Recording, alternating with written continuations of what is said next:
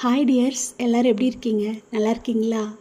இது வீட்டு வாசலில் நான் வெளியில் வரும்போது யதார்த்தமாக பார்த்தது.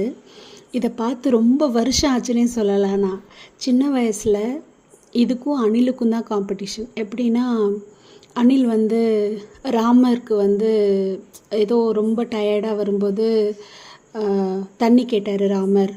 அப்போ இது ஓணான் அதோட யூரின் ஒன் பாத்ரூம் பிடிச்சி கொடுத்துச்சு. அணில் தான் தேங்காய் தண்ணி, இளநீ தண்ணி ராமருக்கு கொடுத்துச்சு. அதனால் அணிலை எடுத்து அவர் தடவி கொடுத்தாரு. அதனால தான் அந்த முதுகில் 3 கோடு அணிலுக்கு இருக்கும். அணில் தான் ரொம்ப நல்ல ஒரு இது ரொம்ப கெட்டதுன்னு சொல்லி பசங்கள்லாம் போட்டு இதை பார்த்தாலே கல்லை விட்டு எறிவானுங்க. அப்படியே பாவமாக இருக்கும்.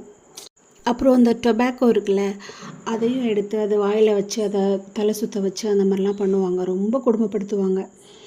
அதுதான் எனக்கு சின்ன வயசுலேயே தோணும். அந்த மாதிரி அணில் அழகாக இருக்கிறதுனால அதை அப்படி ஒரு ஸ்டோரி சொல்கிறது. இது அசிங்கமாக இருக்கிறதுனால இதை எல்லோரையும் வெறுக்க வைக்கிறது. அதே மாதிரி பசு கடவுளா கோமாதா அப்படி கும்பிடுறது.